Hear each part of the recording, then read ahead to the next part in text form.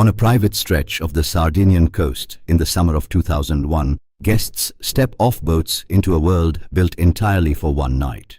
Roman columns frame the terrace. Servers in togas move between the tables. Somewhere near the center of it all, an ice sculpture stands gleaming in the Mediterranean heat, and from it, chilled vodka is being poured for the guests. There is a private concert. There are costume performers. There is food and wine flowing without limit. On an island, most of the guests had to be flown in to reach. The man hosting it watches from the middle of the crowd, heavyset, balding, in an expensive suit, holding a drink. His name is Dennis Kozlowski, and this party is reported to have cost around $2 million. The occasion is his wife's 40th birthday. And what almost no one at the party knows is that roughly half the bill is being quietly charged to someone who was never invited. Not a sponsor, not a friend. The shareholders of his company, thousands of ordinary investors who had trusted him with their money, were about to help pay for the ice and the vodka and the togas. They would never see the footage, not for years, but when they finally did, it would help send the man at the center of the crowd to prison. To understand how a birthday party became evidence in a criminal trial, you have to go back to a company most Americans had never heard of, and a man who built himself into a legend before anyone thought to check the math. Dennis Kozlowski was, for a time, exactly the kind of executive that America in the late 1990s loved to celebrate. He had not been born into wealth. He came from a working-class family in Newark, New Jersey. He was, by every account, intelligent, relentless, and hungry.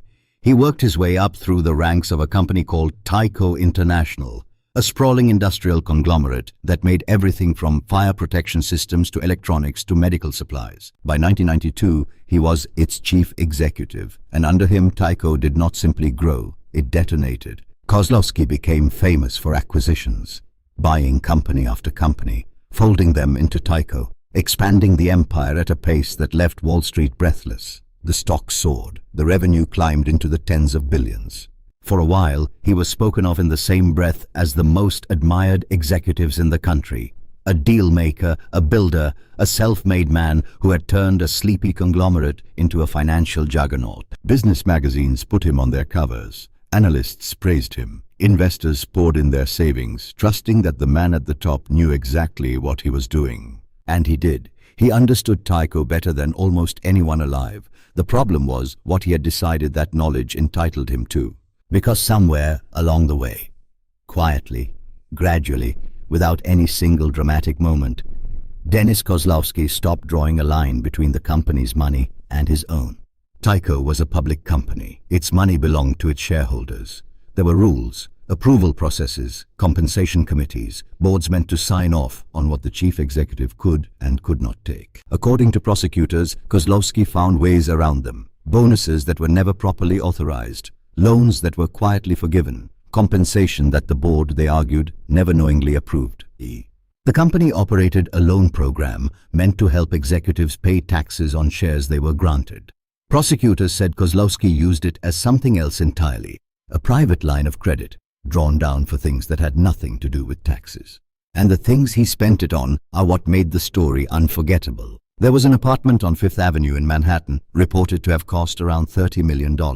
Paid for, prosecutors said, with company funds. There was the way that apartment was furnished. And here the story arrives at the single object that would come to define the entire scandal in the public imagination. A shower curtain. Reported to have cost $6,000. $6,000 for a shower curtain. It was the kind of detail that needed no explanation, no understanding of accounting or corporate law. Anyone could grasp it instantly. There were reports of a coat rack worth thousands, an umbrella stand, furnishings and fittings that, line by line, painted a portrait of a man who had simply stopped noticing the difference between extravagance and theft. And then there was the art, an expensive collection of paintings, reported at around $15 million, bought, prosecutors alleged, with company money. In one detail that would later draw particular attention, there were claims surrounding efforts to avoid sales tax on some of those paintings, empty crates reportedly shipped to make it appear the art had left the state. Each detail, on its own, might have been explained away. Together, they formed a pattern, the pattern of a man treating one of America's largest public companies as his personal account. For years, none of it surfaced. The stock kept rising. The acquisitions kept coming. As long as Tyco looked like a triumph, few people had any reason to look closely at how its chief executive lived. But the early 2000s were not a forgiving time to be a high-flying American executive. The dot-com boom had collapsed. Enron, one of the most admired companies in the country, had imploded into one of the largest corporate frauds in history. Suddenly, investors and prosecutors alike were asking a new question about the men who ran America's biggest companies. What exactly were they doing with all that money? For Dennis Kozlowski, the thread that began to unravel everything was not the party or the apartment or even the shower curtain. It was reportedly that same art collection and the sales tax question attached to it. An investigation into possible evasion of taxes on the paintings opened the door. And once investigators were inside Tyco's books, they began to find far more than they had come for. In 2002, Dennis Kozlowski was indicted. He resigned from Tyco. The man who had been celebrated as one of the great builders of corporate America now faced criminal charges. Alongside him stood Mark Swartz, Tyco's chief financial officer. The executive prosecutors said had helped engineer the scheme from inside the company's finances. The figure prosecutors eventually attached to it all was staggering. They alleged that together, Kozlowski and Swartz had taken around $600 million from Tyco through unauthorized pay, forgiven loans, and fraudulent stock sales. $600 million from a company that employed tens of thousands of people, owned by shareholders who had trusted its leadership completely. The first trial in 2004 did not end the way prosecutors hoped.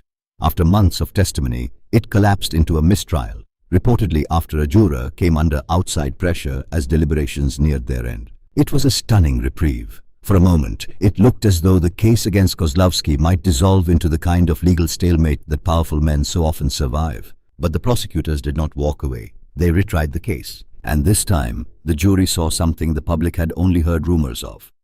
They saw the party. Footage from that Sardinian birthday, the togas, the spectacle, the famous ice sculpture pouring vodka, was reportedly shown to the jury, presented as a window into how Kozlowski spent the money prosecutors said he had stolen. It was a devastating piece of evidence, not because a party is a crime, it isn't, but because of who, prosecutors argued, had really paid for it.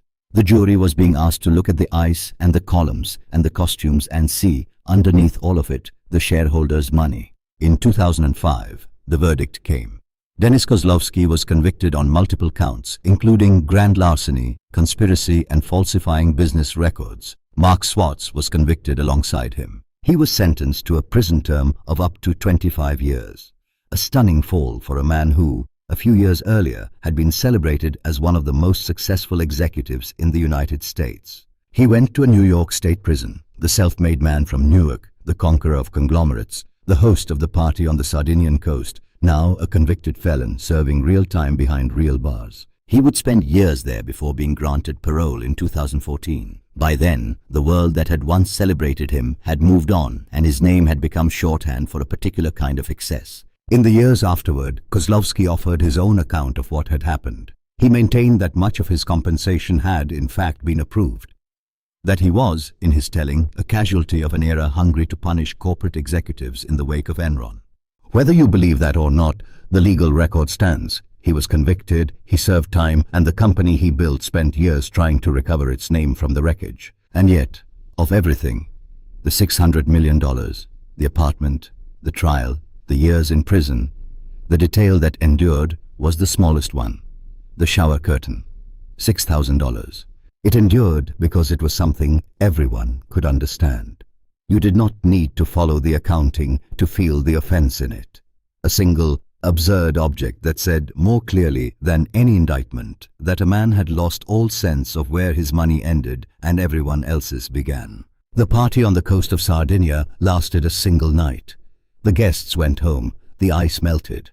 But somewhere, the footage kept rolling forward through time, waiting, until the day a jury watched the vodka pour and understood at last exactly who had been paying for it.